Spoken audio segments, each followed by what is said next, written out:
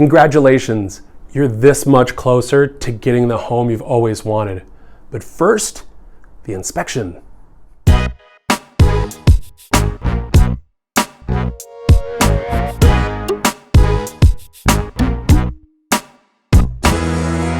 Hey everyone, welcome to Minneapolis Living. I'm Nick Sundahl with Acta Homes of Keller Williams Classic Realty Northwest.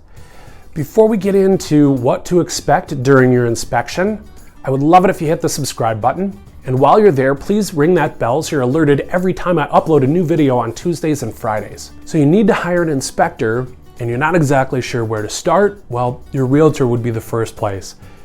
There's a very good chance that they have referral partners that they've worked with in the past that they know, like, and trust, and they know they give really great service at probably a very decent value. But I wouldn't necessarily just take their word for it. It's always a good idea to shop to make sure your bases are covered. So maybe you have a friend who just purchased and they had a great experience with another inspector and loved the services that they provided. By all means, go with whatever person you feel comfortable or company, because ultimately it's going to be your decision on who to hire. Now, you are most likely buying a used home. And even if you're buying a brand new home, I suggest getting an inspection with a third-party inspector, because there are a lot of nightmares that I've listened to about brand new builds that have major issues that they didn't get inspected and only found out years later when the warranty was gone on that home. So make sure you get an inspection regardless of what type of home you're buying. But let's assume you're buying a used home. You're going to get your inspection report from your inspector, and they're going to point out probably dozens of little things that need to be either repaired or replaced, or at least kept an eye on in the near future. And this could be anywhere from outdated electrical, but it's in good working order. Perhaps there's not enough insulation in the attic that you would need to add to. But the little things that you're going to need to do are just home maintenance. Now, if they fall into one of the three big categories, the ones I'm about to address here, that can either be a non-negotiable situation or a renegotiation. And the first one is health. If there are any health potential hazards in the home, it's something we want to have addressed. It could be something that's handled by you, the buyer, and that depends on its circumstances. But here in the state of Minnesota, we've got one specific thing, and that's radon.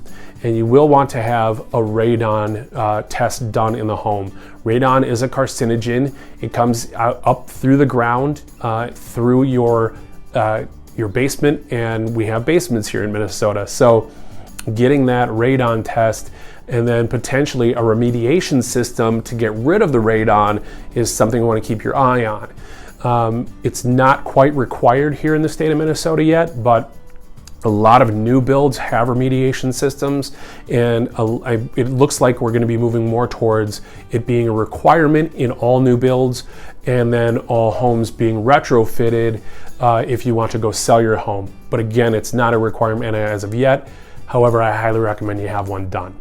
The next one would be, say, mold. Obviously, lots of people have high allergy reactions to mold, and it can be a major health hazard. So if you find mold in your home, in the home that you're looking to buy, it's something you want addressed by either the seller or something you can handle if you can negotiate it. The next category to focus on is your safety. Does the issue that we're speaking about fall into a major safety concern?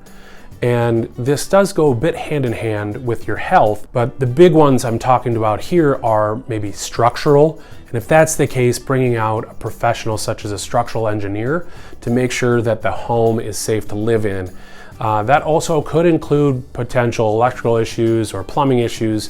Those are on a much smaller scale and usually can be vetted out for a lot less money. But ultimately, is the issue at stake a safety issue? If it is, how strong of a safety issue is it to come back to those sellers and either renegotiate or have something figured out? The last thing we want to focus on is whether it's a big ticket item. Now, health and safety kind of go together. Big ticket items are a little bit different, and the biggest one for most people is either a new furnace or a new roof. Typically, especially here in Minnesota, we don't actually get to inspect the roof all year round. A lot of times there's snow on top and it can be dangerous for the inspector to go up there.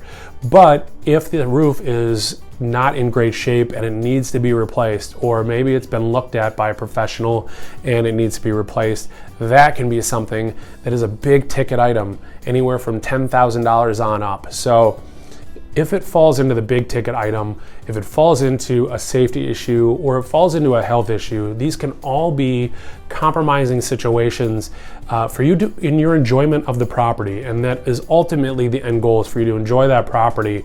And keep in mind that any one of these issues, whether it's electrical or plumbing or HVAC or a roof or windows or what have you, they all are on a sliding scale. Some are very small and easy to deal with, some are large, and the larger ones are the ones we want to address.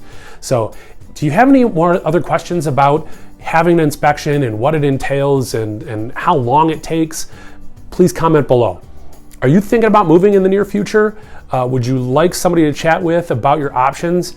I would love to buy you coffee. You can call, text, email, slide into my DMs if you so choose, but honestly, it doesn't matter to me. This is Minneapolis Living. I appreciate you watching, and I'll see you next time.